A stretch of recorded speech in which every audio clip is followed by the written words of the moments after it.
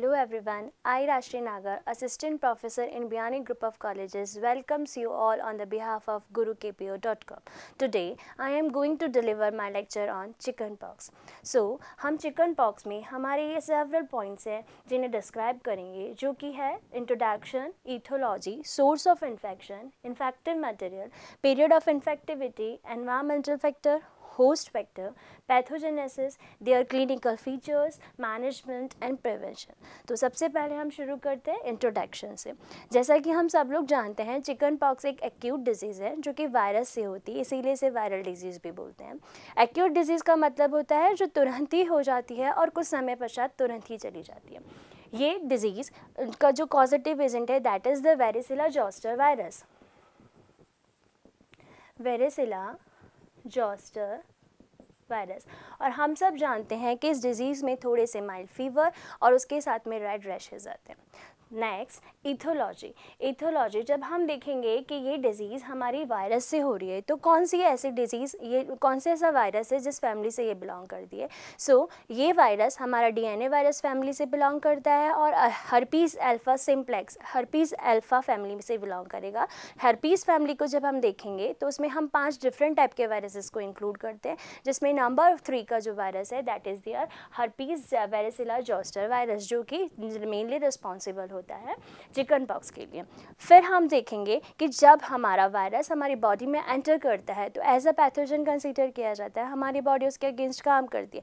यदि हमारी बॉडी उसके लिए ससेप्टेबल होती है, हमारा इम्यून सिस्टम थोड़ा सा स्ट्रांग नहीं होता, तब ये वायरस हमारी बॉडी में जाके होस्ट को कंसीडर करके अपना मल्टीप्लिकेशन करता है।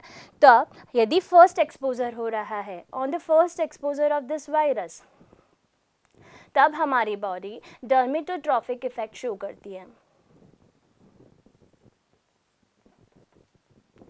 डर्मेटोट्रॉफिक इफेक्ट्स मीन्स ये हमारी स्किन सेल्स को डैमेज करेगी और red rashes along with the fever देगी। लेकिन पहली बार एक्सपोजर के बाद ये वायरस हमारी बॉडी में मल्टीप्लिकेशन करके अपने पूरे सिम्टम्स शो करके फिर सबसाइड कंडीशन में चला जाता है और हमारी ही बॉडी की कुछ टाइप ऑफ सेल्स जैसे nerve cells, ganglia root of dorsal root of ganglia में जाके स्टोर फॉर्म में चला जाएगा। जब हमारी बॉडी में सेम वायरस का सेकेंड एक्सपोजर होगा तब ये वायरस आफ्टर सेकेंड एक्सपोजर वापस रीएक्टिवेटेड फॉर्म में आएगा। अब इस कंडीशन में आफ्टर रिएक्टिवेशन ये डर्मेटोट्रॉफिक इफेक्ट नहीं शो करके ये कैसे इफेक्ट शो करेगा, हमारे न्यूरोट्रॉफिक इफेक्ट्स। और न्यूरोट्रॉफिक इफेक्ट्स का मतलब यहाँ है कि ये अल्टीमेटली हमारे नर्व सेल्स को डैमेज करेगा। अब बात आती है हमारे सोर्स ऑफ इन्फेक्शन की कि आखिर ऐसी क्या है जिससे कि हमारी डिजीज़ स्प्रेड होती है। तो जैसा कि हम लोग सब जानते हैं कि ये कॉमन डिजीज़ है जो कि ह्यूमन बीइंग में पाई जाती है, तो एक इटसेल्फ अ ह्यूमन बीइंग जिससे ये डिजीज़ हुई है वही इसके लिए सोर्स ऑफ इन्फेक्शन होता है दूसरों को स्प्रेड करने के लिए। Now the infective material. इसमें इन्फेक्टिव मटेरियल जो है हमारे respiratory secretions along with the vesicular fluid,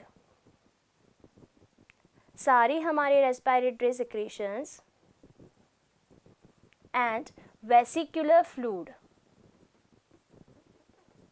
as a infective material काम करते हैं। Now the period of infectivity कि ये वायरस जब हमारी बॉडी में एंटर करता है तो आखिर ये कितना समय लेता है एक प्रॉपर काइंड ऑफ डिजीज़ को होने में और उसको सबसाइड करने में। तो हम चिकन पॉक्स के बारे में कहें तो चिकन पॉक्स का वायरस हमारी बॉडी में एंटर करने के बाद like the portal of entry से कॉन्वोल्यूशंस के स्टेज तक जाने तक वो पूरा 2 वीक्स का टाइम लेता है। नाउ द एनवायरमेंटल फैक्टर में ये समय कौन सा हमारा ऐसा सीज़न है जिसमें सबसे ज़्यादा ये पाया जाएगा, तो ड्यूरिंग द समर सीज़न ये डिज़ीज़ आपको सबसे ज़्यादा देखने को मिलेगी और जो प्लेस ओवर क्राउडिंग है उन ओवर क्राउडिंग एरिया में आपको सबसे ज़्यादा ये डिज़ीज़ देखने को मिलेगी। नाउ द होस्ट फैक्टर में 2 कंडीशंस हैं, आपकी एज ग्रुप और सेक्स। एज ग्रुप यदि हम देखें तो ये चिल्ड्रंस में आपको ज़्यादा देखने को मिलेगा और below the age of 16 years के जो बच्चे हैं उनमें ये डिज़ीज़ आपको ज़्यादा दिखाई देगी। और यदि हम सेक्स की बात करें तो मेल्स और फीमेल्स दोनों का रेशियो इक्वल रहता है, ऐसा स्पेसिफिक नहीं है कि मेल्स में ये ज़्यादा होगी या फिर फीमेल्स में ज़्यादा।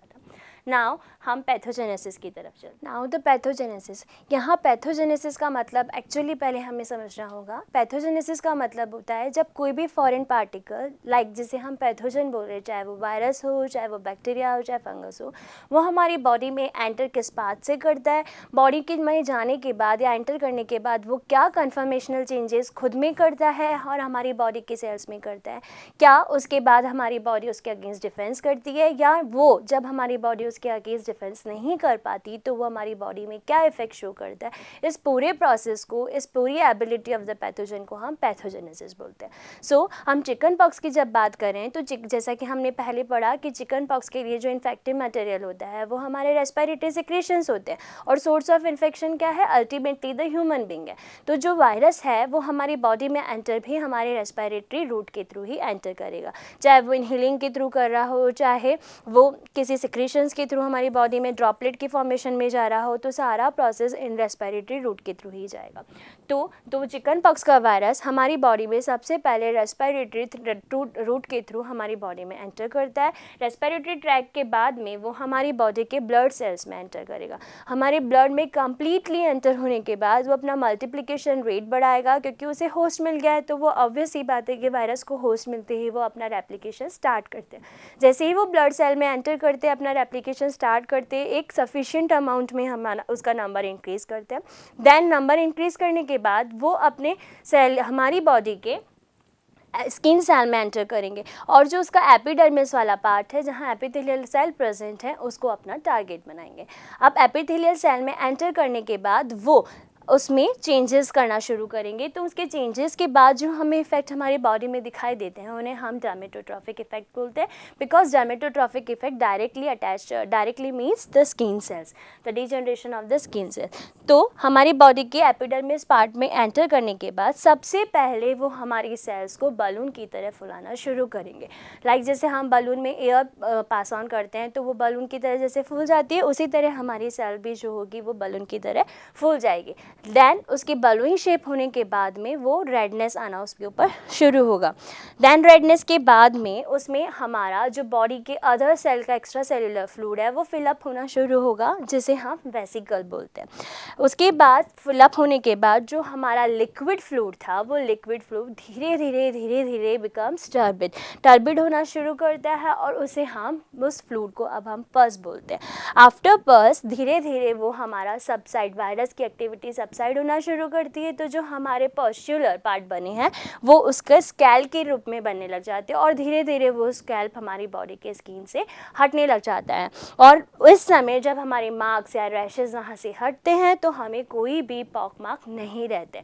तो इस सारे प्रोसेस को पता करने से हमें पता चला कि जो चिकन पॉक्स का वायरस है वो अपनी 4 स्टेजेस में डेवलपमेंट करता है जब वो स्किन सेल में एंटर कर जाता है। उन 4 स्टेजेस को हम एज डिस्क्राइब करते हैं मैक्यूलर, पैप्युलर, वेसिकल एंड पॉस्चुलर। मीन्स जब हमारी बॉडी में बलूइंग सेल बनने लगती हैं तब उस स्टेज को हम मैक्यूलर स्टेज बोलते हैं। जब वो रेडनेस होना शुरू कर देती है और स्वेलअप होकर किसी एक्स्ट्रा सेलुलर फ्लूइड को अपने में एंटर करना शुरू करती है तब हम उसे पैप्युलर बोलते हैं। जब वो पूरा फ्लूइड उसके अंदर एक जगह होकर फ्लूइड उसके अंदर जब भरना शुरू होता है तो उस स्टेज को हम वेसिकल स्टेज बोलते हैं। दैन जब वो फ्लूइड बिकम्स टर्बिड होने लगता है और स्कैल्प की कंडीशन में आने लगता है तब हम उसे पॉस्चुलर बोलते हैं। तो ये डिफरेंट 4 स्टेजेस हैं जिससे कि हमारी बॉडी में चिकन पॉक्स का वायरस एंटर करने के बाद 4 स्टेजेस में अपने सिम्टम्स देना शुरू करता है। नाउ अब हम बात करते हैं clinical features of the chicken pox. हम जब क्लिनिकल फीचर्स की बात करेंगे, क्लिनिकल फीचर्स मीन्स जब हमें सिम्टम्स दिखाई देना शुरू करते हैं, कोई भी डिजीज़ जब हमारी बॉडी में होती है तो थोड़ा बहुत हमें अबनॉर्मलिटी दिखाई देना शुरू करती है। तो जब वो अबनॉर्मलिटी स्टार्ट होती है और एक जगह ले लेती है डिजीज़ की, उसके जो सिम्टम्स का एक ड्यूरेशन होता है उसे हमने डिफरेंट स्टेजेस में डिवाइड किया है। वो स्टेजेस चिकन पॉक्स के कंसर्न में हम 2 तरीके की बोलते हैं, जिसे हमने क्लासिफाइड किया है as a prodromal stage and the xanthomatous stage.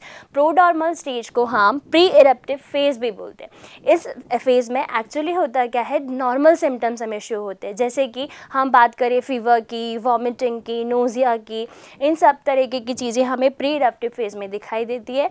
और जो भी उस डिजीज़ को लेके स्पेसिफिक आपके सिम्टम्स होते हैं वो आपको ज़ैंथामेंटियस फेज फेज़ में दिखाई देंगे, लाइक जिससे हम इरप्टिव फेज़ बोलते हैं। तो चिकन पॉक्स के कंसर्न में जब आपको वॉमिटिंग हो रही है, हेडेक हो रहा है या फिर आपको फीवर आ रहा है, तो वो सारा आपका प्री इरप्टिव फेज़ में आएगा। और जब हम इरप्टिव फेज़ की बात कर रहे हैं तो जो आपके रेड रैशेज़ हम बोल रहे हैं, जब रेड रैशेज़ आपके आते हैं तो वो रेड रैशेज़ आपके इरप्टिव फेज़ में आएंगे। अब हम बात करते हैं मैनेजमेंट की।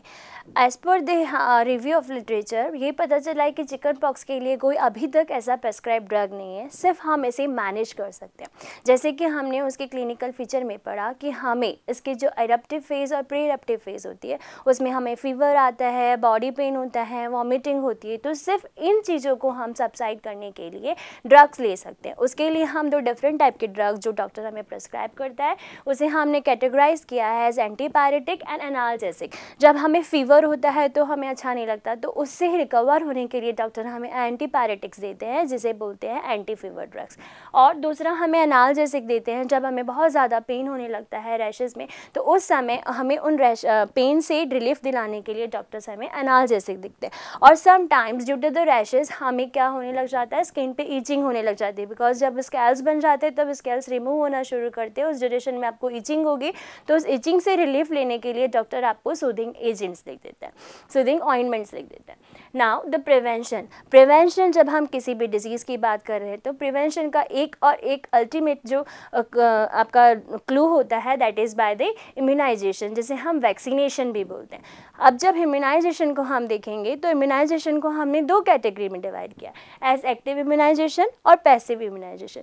इनके नाम से हमें कुछ पता चलता है, लाइक जैसे एक्टिव इम्यूनाइजेशन का मतलब ये है कि सपोज कोई भी ड्रग आपने लिया है और उस ड्रग को एज अ कंसीडर आपकी बॉडी एंटीजन कंसीडर करके उसके अगेंस्ट एंटीबॉडी सिक्रीट कर रही है, और वो एंटीबॉडी आपकी बॉडी में उस डिजीज़ कॉजिंग एजेंट के अगेंस्ट फाइट करने का काम करती है, तो वो एक्टिव इम्यूनाइजेशन कहलाता है।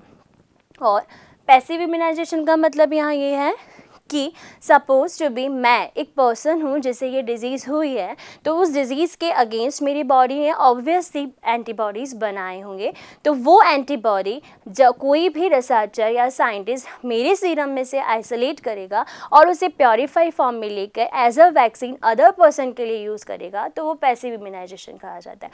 बट ह्यूमन बींग से तो जनरली इसे लेना बहुत ही मुश्किल होता है, इसीलिए हम इसमें as a experimental model animals को यूज़ करते हैं, जिसमें हॉर्स हो गया, शिप हो गई, गॉट हो गई, कैमल हो गई, इनको जनरली हम यूज़ करते हैं। उनमें हम उस वायरस का इंजेक्शन करवाएंगे, वो वायरस उनकी बॉडी में एज एंटीजन कंसीडर किया जाएगा, उसके अगेंस्ट एंटीबॉडीज़ बनेंगी, फिर उनके सीरम से उन एंटीबॉडीज़ को प्योरीफाई फॉर्म में लेके एज अ वैक्सीन काम में लिया जाएगा। तो सबसे पहले हम बात करते हैं एक्टिव इम्यूनाइजेशन की। अभी जो सबसे पहले एक्टिव इम्यूनाइजेशन के लिए वर्क किया गया था वो जापान में किया गया था, जहाँ पे चिकन पॉक्स की जो ओका स्ट्रेन थी उसे एक्टिव इम्यूनाइजेशन के लिए काम में लिया गया। इसके लिए जो अभी मार्केट में जनरली यूज़फुल में है वो है वेरिनेक्स वैक्सीनेशन। इसे हम 12 मंथ से 12 ईयर्स के चिल्ड्रन को दे सकते हैं, और इसकी जो डोज की यूनिट होती है that is your 0.5 ml। Next यदि हम पैसिव इम्यूनाइजेशन की बात करें तो पैसिव इम्यूनाइजेशन में वैरिसिला जोस्टर इम्यूनोग्लोबिनेशन जो VZIG है उसका कॉम्बिनेशन यूज़ में लिया जाता है, और ये जनरली जब वायरस का एक्सपोजर होता है उसके 3 से 4 दिन के अंदर देने में ही इसका यूज़फुल इफेक्ट दिखा था। तो ये सब थी चिकन पॉक्स के बारे में कुछ बातें। यदि आपको अच्छा लगा तो लाइक, शेयर एंड कमेंट ज़रूर कीजिएगा। Thank you and thank you.